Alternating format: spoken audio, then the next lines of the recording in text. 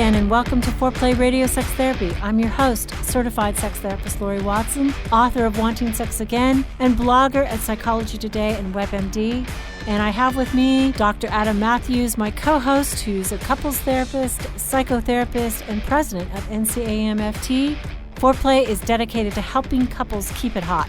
Each episode, we cover an aspect of sex that impacts your sex life and something that you can relate to. So if you find our discussions helpful, please give us a review on iTunes or Stitcher. We would love it if you would tell a friend about us. You can find us also on the web at foreplayrst.com. And if you have a comment or a topic that you'd like us to talk about, we'd love to hear from you. Please send them to us at info@foreplayrst.com.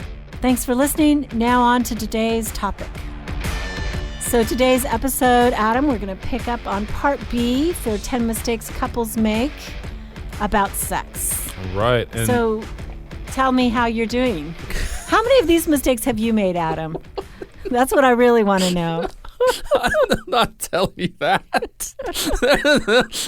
Listen, you can trap me in this closet and talk about a lot of different things, and you can turn up the heat because I know that you do that on purpose because it's always hot in here. Yeah. But you can turn it up. But I'm not going to tell you all the mistakes that I made about sex. Oh my gosh. Right. No, I have really. Not for my own sake. I would tell you, but. I have probably made most of these. No, I mean, definitely.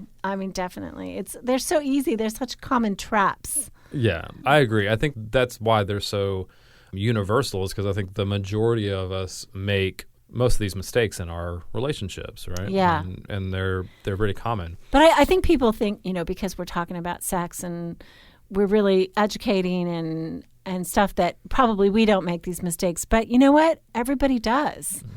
Everybody has issues and problems. I think, if anything, that's what inspired me to become a sex therapist was just, all the stuff we'd been through, all the mistakes, all my naivete, all the issues that I had. Absolutely. Yeah, I think a lot of people assume because my wife is also a couples therapist. Right? Yeah. So you don't have any marital problems then, right? That's right. But this is a part of the eye-opening experience was we were engaged and we were sitting in our sex therapy classes together, just kind of side-eyeing each other, from across we won't the room. Have any of these problems. That's right. For sure. Right. We're like, oh, now we know. Not true.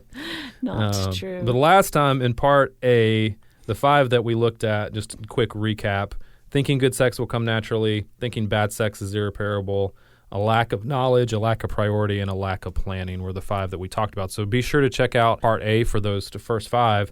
And these second 5 are just as good, but I think also maybe lack of thinking through it. I think maybe some people, the first 5, maybe that's occurred to them before. Mm-hmm. But these 5, I think, are really kind of, really insightful. Like the first one we're going to talk about today, thinking desire is only hormonal, right? This is something that I don't know that would occur to most people where they think that just desire just comes from their body. So if they have low desire, then something must be physically wrong. I mean, they should consult with their physician, right? Yeah, sure. But sure.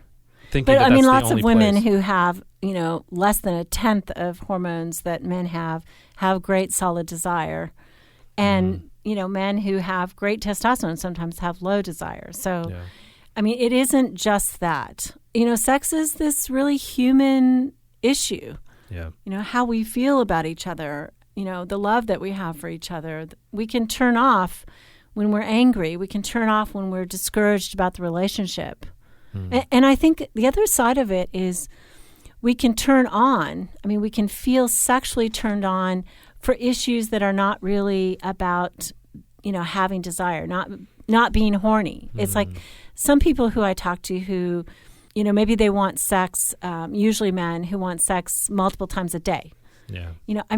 Oftentimes they are covering and masking a form of emptiness inside. And I'm not, I understand I'm not against good sex. I'm not sex positive. I want people to have sex and I want them to have lots of sex. I get that. But one thing to analyze is not that they're just so much higher desire, but is this being used as something to avoid maybe an empty place inside, especially the person who has had sex but doesn't feel that it satisfies or fills them, or they feel some sense of completeness afterwards. Like if they're just left always hungry, it's like a thyroid problem, right? I mean, thyroid issues make you always hungry, but there's an underlying problem. And sometimes people use sex in ways that are not so functional to fend off inner psychological problems. Yeah. I tend to think and believe that we are one. We're one, and we try to compartmentalize all these different parts of us and try to say this is only physical, this is only emotional, this is only about what I'm thinking, and not realizing that all of those things are tied together, like, and how much that our body responds to issues, the emotional issues, cognitive issues, all kinds of things that are all interconnected. And it's really hard, I think, a lot of times to separate them out into just one or the other and not say that my low sex drive or my low desire is only physical when I've had this trauma that's happened, or I've had bad messages about sex my whole life, or our relationship is suffering. Yes. You know, and I'm disconnected from my partner, or I've got somebody that's berating me all the time, or whatever it is. And we somehow our minds do this thing that's able to say that has nothing to do, one doesn't have anything to do with the other, which I think is so false and so keeps you from addressing the real issue when you're looking at it like that. Yeah, I mean, I think this is what separates us outright from the animals, is that for us, sex is not just biological drive. It's complicated, and we need a complicated way of thinking about it. Yeah, we need to. It's more complex. It's not cut and dry for sure. Yeah. All right. So next mistake that couples make about sex, attrition. What do we mean by attrition, Laurie? Well, I think that as people marry and get partnered up, is that, because of all the problems, the lack of priority, the lack of planning, that certainly frequency goes down. But more than that, there's also attrition in terms of what they put into it in creativity. So there's errors, there's mistakes, there's misreadings. Maybe our partner has a funny look on their face when we suggest something. It's like, oh, well, I'm never going to suggest that again. Or you try something, your partner says no. And what they really mean is not today. But because we're so vulnerable when we suggest something sexually, what we hear is rejection. And so then we think, well, I'm never going to suggest that again. And pretty soon we have this shrinking margin or this growing margin against what we won't try, what we won't ask for, what we won't do. So sex becomes more narrow in terms of what's acceptable. And often it becomes more boring. Yeah. And it becomes less frequent because, some couples come to see me and I think, the reason they're not having sex or they're not having good sex is because nobody would want to have sex that way. Yeah. There's nothing thrilling about it. There's nothing exciting about it. Yeah. Because it's just shrunk down to something so vanilla that, it becomes very habitual, very routine. As humans, we are just oriented toward things that are repeatable, right? And so we tend to fall into patterns or habits, automated responses that we can just do without thinking about them. And so sex tends to fall into that category as well because we just do the same thing over and over and over again. And I think for some people, they do find a comfort zone with sex and they stay in it. Yeah. Right? It's kind of like at a local restaurant, you find the menu item that you just like, the food that you just is good, and that is me, Adam. You're not willing to venture out. I know it's a lot of people. I order the same thing at the restaurant I go to. Right, but you know the veal chop is going to be good, and so you get it every single time, and you don't try something else for fear that it's going to be bad. And I think we do the same thing with sex. Right. But, the creativity, sometimes I challenge young mothers and I say, that you just told me about this marvelous birthday party you planned for your child and all the creative things that you put into it, the thoughtfulness, the planning, the ideas. And, it's like put a tenth of that into the bedroom. Yeah. Think of one new idea. Think of one new place, one new position, one new trick. Yeah. You know? Yeah. My husband likes to say, "Are you trying something new on me?" I'm like, "Honey, you're the only man in America who would care about that." You know? No, I mean, he likes it. He's just teasing me, honestly. But, you know. Gotcha. Yeah. Okay. So we're saying mix it up, be creative, try new things. Right. Don't be scared of that. Especially, I think the rejection that you talked about is the big deal. So and stretch against that. the boundaries. Yeah. You know, stretch against them and find a way. And I know there's people out there who stretch too far against the boundaries, and they don't allow for enough process in it. Mm-hmm. You know, so I'm not saying drive your partner crazy. I'm saying, you know, to the partner who is shrinking, you know, that partner think about stretching against their own internal boundaries. I will say, as a sex therapist, within my own moral bounds, my commitment is to be less inhibited than any of my clients, like within my moral bounds. You know, and it's a work. I mean, I'm a woman, you know, I suffer all the pressures of the beauty industry and everything. You know, it's hard to get uninhibited. It's hard to become free. But I actively think about pushing against the boundaries so that I can experience as much freedom as possible in this area. And I would say, you know, it's a lifelong work. Yeah. I think one of the things that you're talking about, Laurie, that I think is really helpful, the way I conceptualize it is you have your comfort zone, but then right outside of that is the growth zone where you're growing and changing and evolving.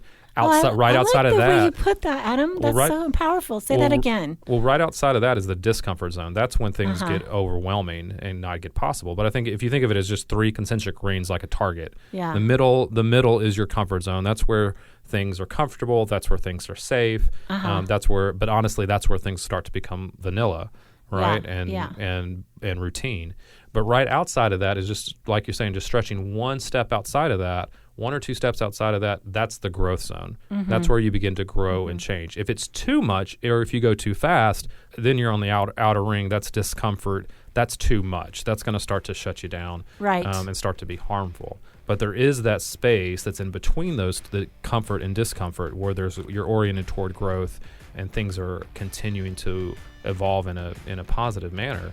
That just it keeps you moving. It keeps a lot of vitality in life. I mean, that's what we want to do in general. I like that because it doesn't create so much anxiety that sex then becomes an anxious act. Right.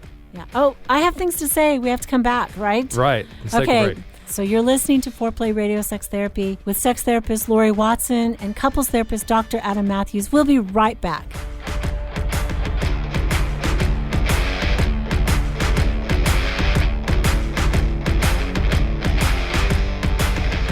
Wanting Sex Again.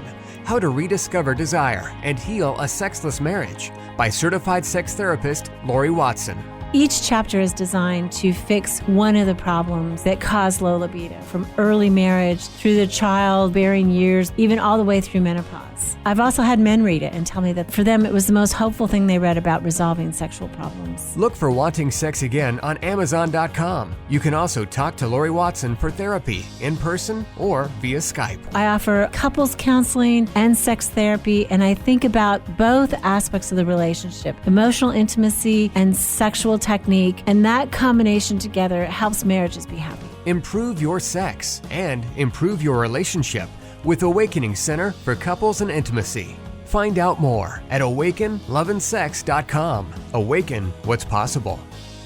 It is one of my great joys in life to be able to really help individuals and couples find strength in their relationships and really find hope again. Licensed marriage and family therapist Dr. Adam Mathews from Mathews Counseling. I work with a wide variety of issues, including depression and anxiety, marital issues, issues with adolescence. I believe that therapy should be designed around you, that it should be personalized to who you are and to your unique situation. Therapy is available in office, online, and by phone. I want therapy to be comfortable for everyone. At our office, you'll find that we sit around a fireplace in deep, comfortable chairs, look at the problem differently and offer practical solutions for you to take home and utilize outside of the therapy room. Schedule today and rediscover hope. You can find me on the web at mathewscounseling.net, Mathews with 1 T. You can contact us through email or phone and find a lot of resources on our website, mathewscounseling.net.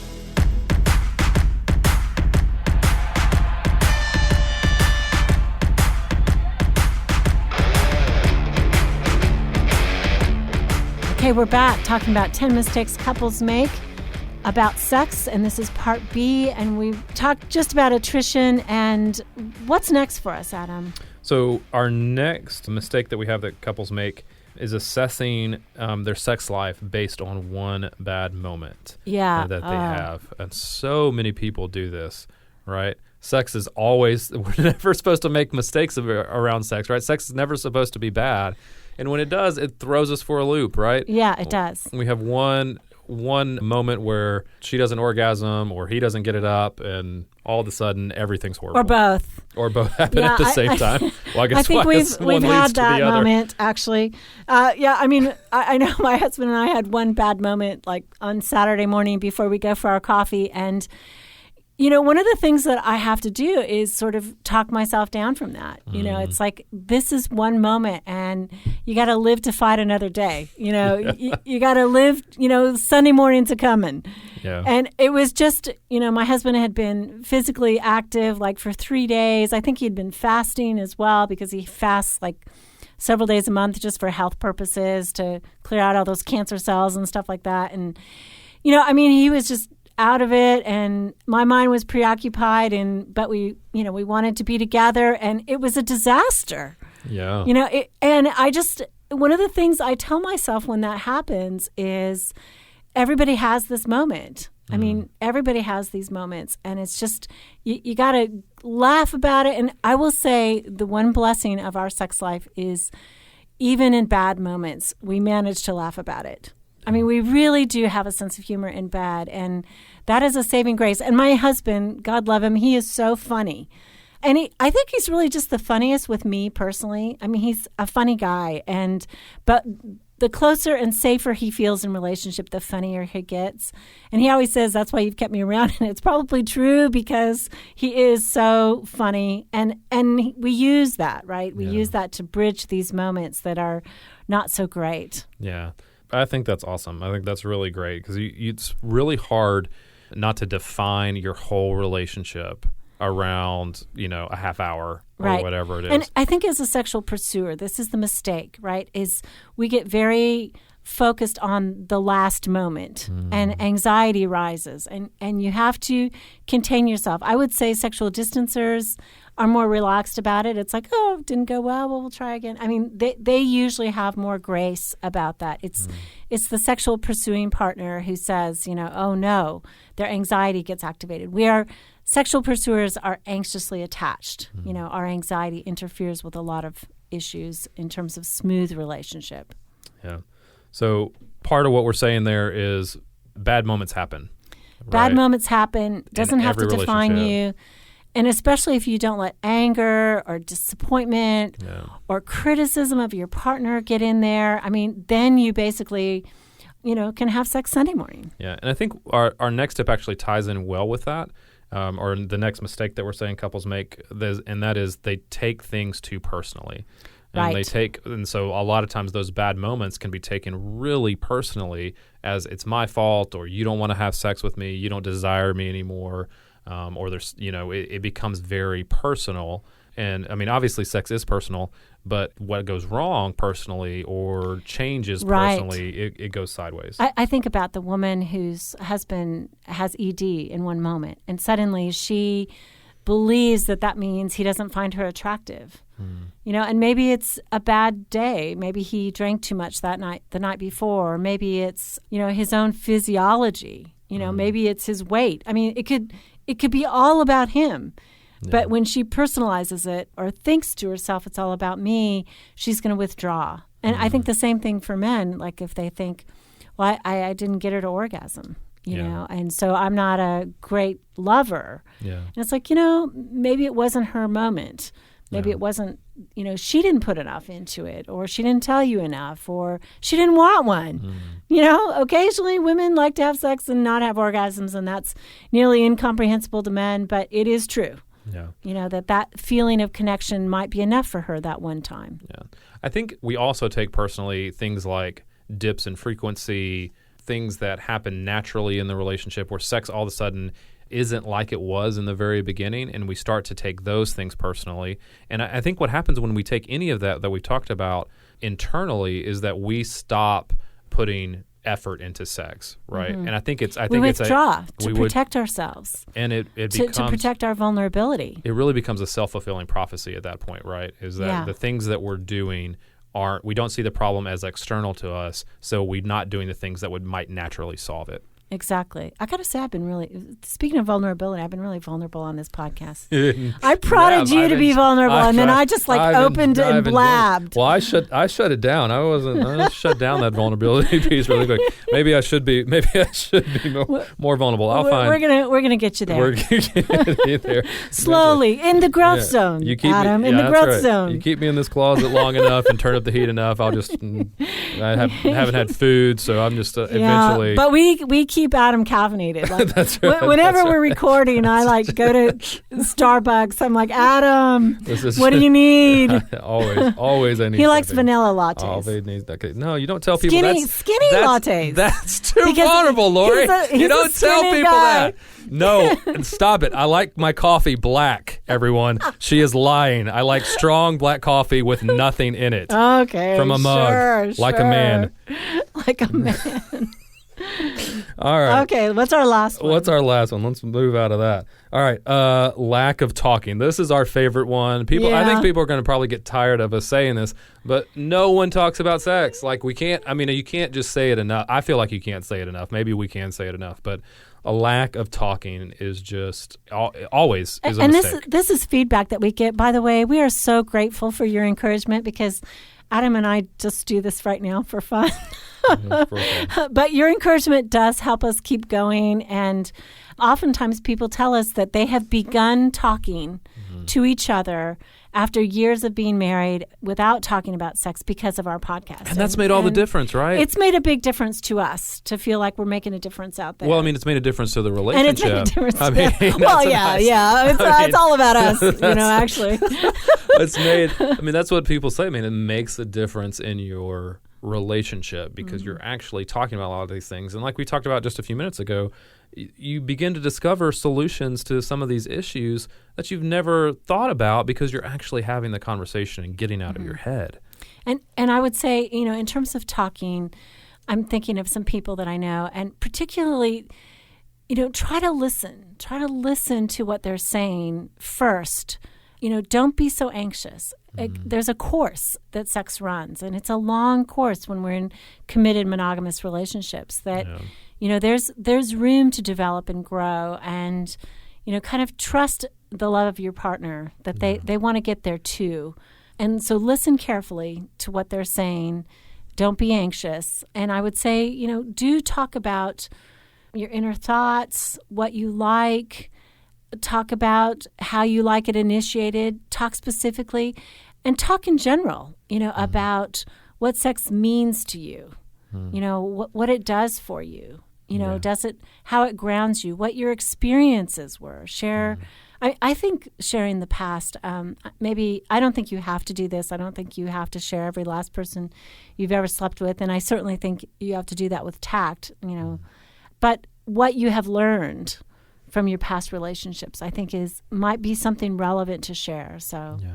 I like what you said about the long view. I think that of the relationship. I think relationships are a marathon, not a sprint, right? And so when you're thinking about what you are building, right, you want sex later on in your relationship to be better than what it is right now. So you're building something for the future, and so by talking about it, you're really laying the groundwork. You're building a foundation for a good sex life, not just now, but for the future of your relationship. And so I think that to me is why you talk about it. It's why you may not be able to be vulnerable with your podcast audience, but you're able to be vulnerable with your spouse, right? That's where you're supposed to be the most vulnerable and talking about that. And it's scary. I think it's scary for people to have those conversations and to be able to talk about kind of their innermost desires, and especially around something, sex is a vulnerable in and of itself, and then let alone to begin to talk about it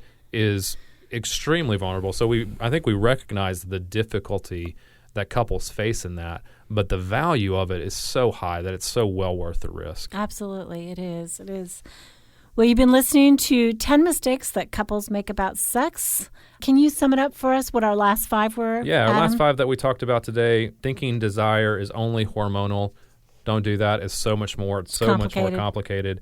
About attrition and how that's not just happens in frequency, but also happens creatively as well. So just taking some time to just step out of your comfort zone a little bit. Into the growth zone. Yeah. Assessing your relationship and your sex life based on one bad moment. So much more than that. There's so many more good moments there, so one bad moment doesn't define it. Or even one bad season. Yeah, absolutely. Absolutely. Taking things too personally, internalizing that it's all about you, and that the things that you're going through sexually are all about you, and then just a lack of talking. Right. Well, thank you. This is your sex therapist, Laurie Watson, and your couples therapist, Dr. Adam Mathews, and Foreplay Radio Sex Therapy.